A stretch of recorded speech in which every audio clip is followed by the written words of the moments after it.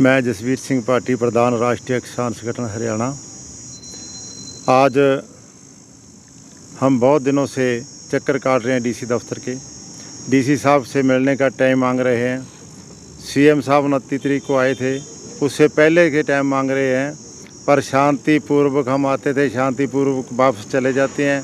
DC साहब के पास किसानों के मिलने के लिए कोई टाइम नहीं है कि उनको पता है भी इनकी मांग ना तो हम पूरी करनी है सरकार ने, और ना ही हम इनके मेमोरेंडम ले लेके अभी सरपंच साहब ने बताया अभी मेमोरेंडम पड़ा रहता है, अभी इधर नहीं तो इधर ही टोकरी में रख देंगे।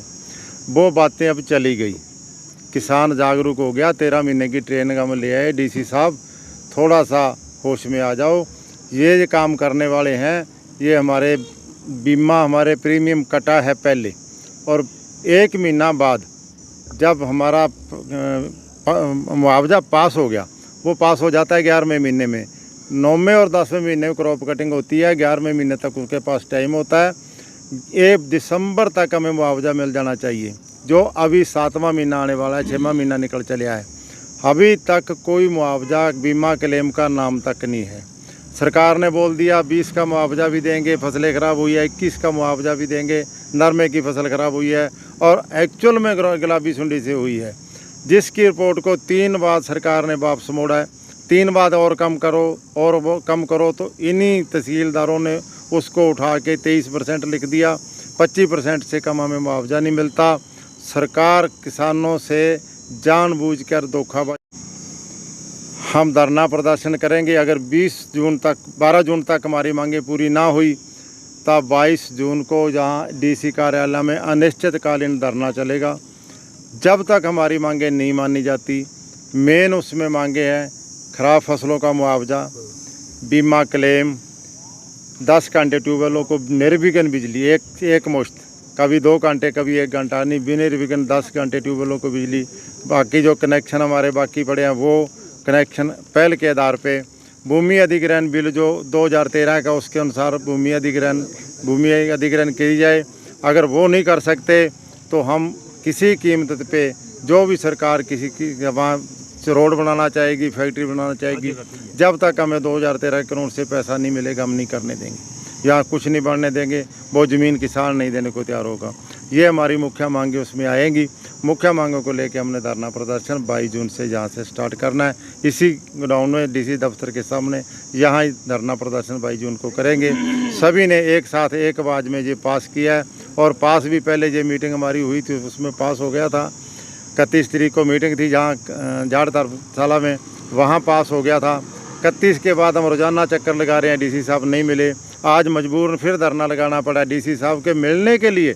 मांगे तो पता नहीं कब हमारी पास होगी, डीसी साहब के मिलने के लिए धरना लगाना पड़ रहा है। ये जो बातें हैं ये सरकार को संज्ञान लेना चाहिए। इन पे ऐसे किसानों के साथ धोखाधड़ी, धक्काबाजी ये नहीं चलेगी। किसान जागरूक हो चुका है और किसान अपनी मांग मनवा के हटेगा। बहुत बहुत देखो जी, जिवें पार्टी साहब अंकल जी ने दस्सिया हुणे कि डीसी ਨੂੰ ਮਿਲਣ ਵਾਸਤੇ ਸਾਨੂੰ ਧਰਨਾ ਲਾਉਣਾ ਪੈ ਰਿਹਾ ਹੈ। ਸਾਰੀਆਂ ਮੰਗਾਂ ਉਹਨਾਂ ਨੇ ਦੱਸਿਆ ਵੀ ਕਿਸ ਤਰੀਕੇ ਨਾਲ ਜਿਹੜਾ ਸਾਡੀਆਂ ਫਸਲਾਂ ਦਾ ਮੁਆਵਜ਼ਾ ਹੈ, ਉਹਦੇ ਨਾਲ ਪਿਛਲੇ ਜਿਹੜੇ ਮੁਆਵਜ਼ੇ ਰਹਿ ਗਏ ਜਾਂ ਭੂਮੀ ਅਧਿਗ੍ਰਹਿਣ ਬਿੱਲ ਹੈ, ਉਹ ਸਾਰਾ ਕੁਝ ਦੱਸ ਹੀ ਦਿੱਤਾ। 22 ਤਰੀਕ ਤੱਕ ਦਾ ਅਲਟੀਮੇਟਮ ਦਿੱਤਾ ਗਿਆ। ਉਸ ਤੋਂ ਬਾਅਦ ਆਉਣ ਵਾਲੀ 22 ਜੂਨ 2022 ਨੂੰ ਇੱਕ ਪੱਕਾ ਧਰਨਾ ਜਿਹੜਾ ਉਹ ਇੱਥੇ ਲਾ ਦਿੱਤਾ ਜਾਊਗਾ। ਉਹਦੇ ਵਿੱਚ ਦੂਸਰੀਆਂ ਮੰਗਾਂ ਜਿਹੜੀਆਂ ਅੰਕਲ ਨੇ ਦੱਸਤੀ ਵੀ ਉਹਦੇ 'ਚ ਕੀ ਹੋਣੀਆਂ।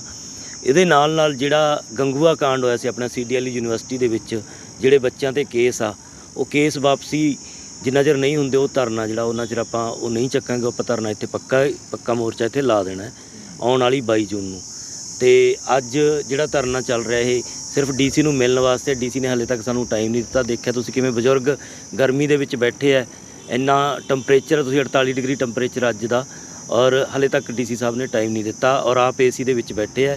ਮੈਂ ਤਾਂ ਅੰਕਲ ਨੂੰ ਕਿਹਾ ਸੀਗਾ ਕਿ ਆਪਾਂ ਚੱਲਦੇ ਅੰਦਰ, ਉਹਨਾਂ ਨੂੰ ਬਾਹਰ ਕੱਢਦੇ ਅਤੇ ਆਪਾਂ AC 'ਚ ਬਹਿੰਦੇ ਹਾਂ, ਪਰ ਬਜ਼ੁਰਗ ਮੰਨਦੇ ਨਹੀਂ। ਮੈਂ ਤਾਂ ਕਿਹਾ ਸਾਡੇ ਹਿਸਾਬ ਨਾਲ ਚੱਲਣਾ ਤਾਂ ਆਪਾਂ ਅੰਦਰ ਜਾ ਕੇ AC 'ਚ ਬਹਿੰਦੇ ਹਾਂ, ਤਾਂ ਉਹਨਾਂ ਨੂੰ ਬਾਹਰ ਬਿਠਾਉਂਦੇ ਹਾਂ।